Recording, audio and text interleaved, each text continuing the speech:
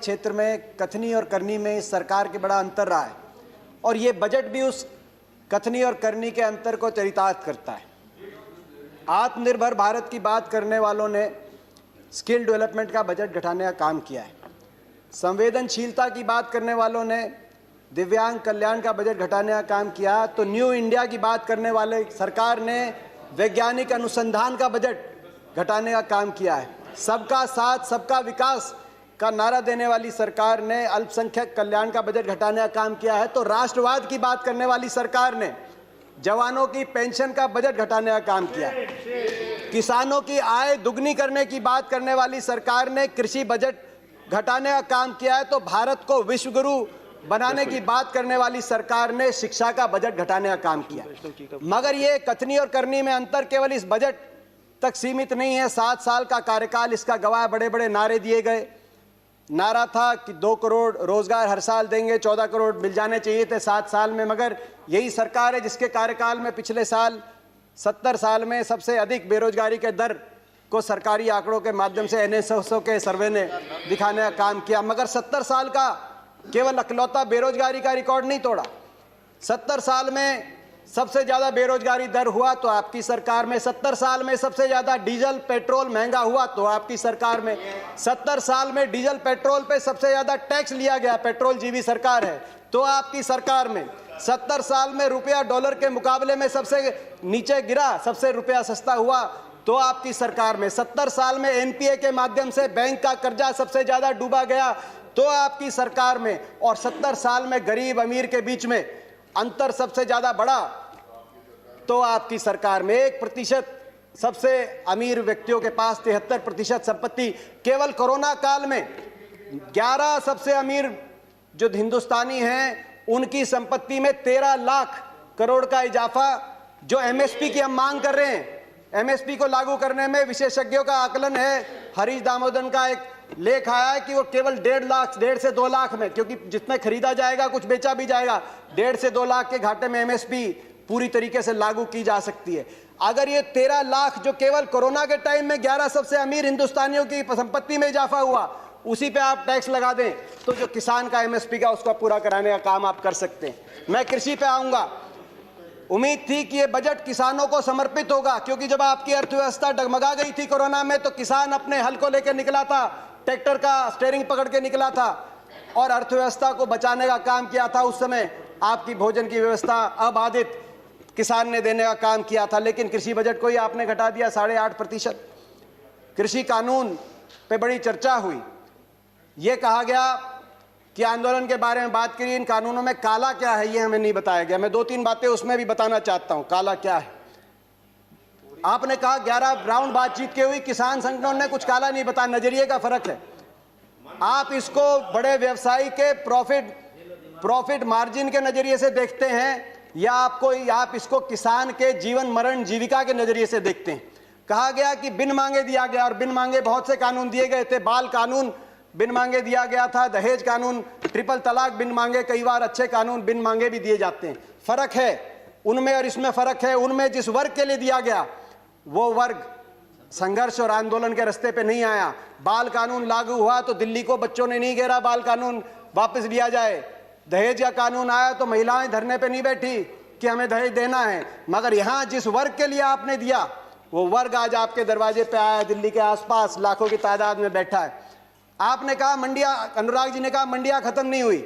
सही बात है, मंडी इसमें कोई प्रावधान नहीं मंडी समाप्त करने का। 2 मंडियां बन गई हैं, एक निजी मंडी जिसमें टैक्स नहीं लगेगा और एक सरकारी मंडी जिसमें टैक्स लगता है। 2 मंडी, एक देश एक विधान, एक देश एक संविधान, एक देश एक निशान, एक देश एक चुनाव, एक देश एक मार्केट। तो एक देश 2 मंडियां क्यों? किसान ही क्यों मिला आपको? एक मंडी। और ये जो टैक्स आप कह रहे टैक्स मुक्त कर दिया, टैक्स कौन देता है? खरीदार देता है इन मंडियों में टैक्स, किसान नहीं देता। पंजाब में 6.5%, हरियाणा में 4% और सरकार को देता है। और हरियाणा पंजाब का ग्रामीण इंफ्रास्ट्रक्चर अच्छा क्यों है? हर गांव में अच्छी सड़कें क्यों हैं?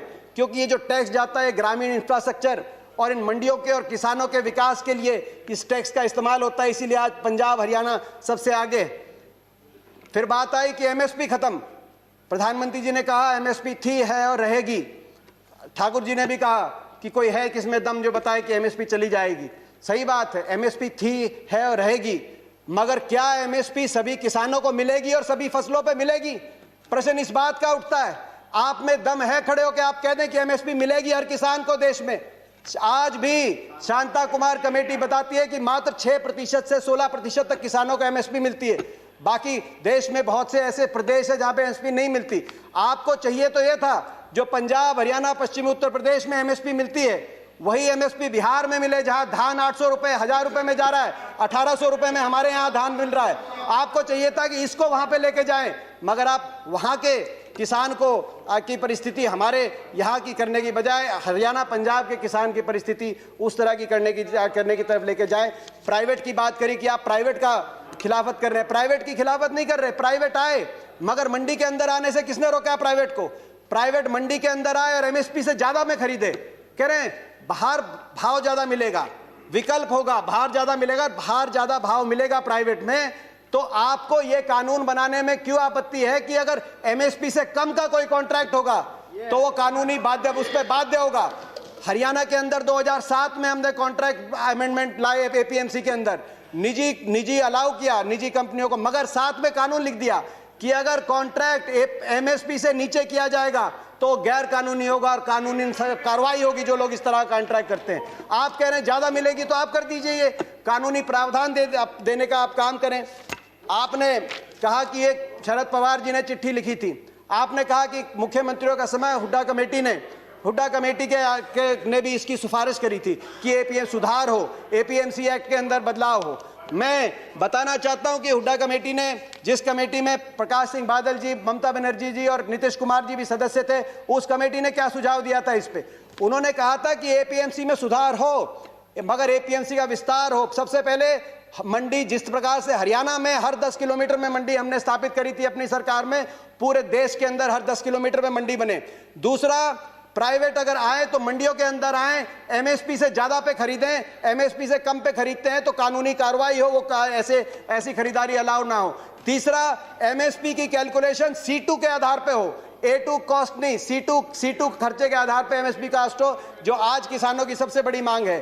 चौथा, एमएसपी जो चौथे उसमें कहा कि कर्जे का जो दर है वो no discussions please, no cross talk, no cross talk, no cross talk. किसी और की बात रिकॉर्ड पे नहीं जा रही है। दीपेंद्र जी कंटिन्यू। ये सिफारिश थी।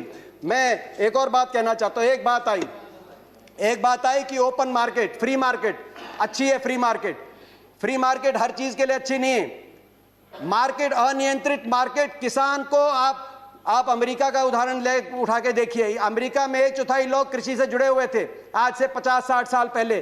फ्री मार्केट लेके आए, आज मात्र 1% अमेरिका की जनसंख्या कृषि पे आधारित है। क्या एक कंसेप्ट आया फ्री मार्केट के बाद? गेट बिग और गेट आउट। छोटा किसान सरवाइव नहीं कर पाया बड़े बड़े धन्नाडों के आगे, बड़े बड़े कॉर्पोरेट प्लेयर्स के आगे। आज अमेरिका के अंदर 450 एकड़ की जोत वाला एवरेज किसान के पास, हिंदुस्तान की तो किसान की एवरेज जोत आज मात्र 1.7 एकड़ है। हमारी तो 50% आबादी कृषि क्षेत्र पर निमंत्रित है। ये कैसा मुकाबला करेंगे बड़े कॉर्पोरेट्स का? गेट बिग और गेट आउट, ये गेट आउट होंगे तो कहां जाएंगे? क्या हमारी अर्थव्यवस्था अमेरिका की तरह? मैं आखिर में दो अपनी बातें कहते हुए अपनी बात कंक्लूड करना चाहता हूं। बिचौलियों की बात करी कि आपने बिचौलियों से मुक्त करा दिया, कमीशन एजेंट से मुक्त करा दिया। मैं पूछना चाहता हूं इस सदन से, ये जो बड़े बड़े धन्नाड आएंगे, बड़े कॉर्पोरेट हाउस आएंगे, टाटा, बिरला, अदानी, अंबानी, पूर्ति, ये किसकी श्रेणी में आएंगे? बिचौलिए नहीं तो ये क्या किसान की श्रेणी में आएंगे या उपभोक्ता की श्रेणी में आएंगे? ये सबसे ज्यादा अपने मुनाफे को कमाने के लिए बड़े बड़े लोग आएंगे। तो बिचौलियों की आप जो बात कर रहे हैं, आखिर में मैं अपनी बात कंक्लूड करते हुए, प्रधानमंत्री जी ने एक और बात की कि इस आंदोलन में कुछ पवित्र लोग हैं और कुछ अपवित्र लोग हैं। प्रधानमंत्री जी की बात हम मान लेते हैं, कम से कम आप पवित्र लोगों की बात मान लीजिए। आंदोलन में जो पवित्र लोग हैं, अगर आंदोलनकारी पवित्र हैं, पवित्र भावना से अपने हक के लिए बैठे हैं, आप उनकी बात मांग लीजिए और इसकी शुरुआत आप दो कदम उठा के उसकी शुरुआत करिए। आप तुरंत, मैं मांग करता हूं, बातचीत के दरवाजे, क्योंकि आप भागे थे 11वें राउंड में बातचीत से, 12वीं बातचीत के दरवाजे खोलें।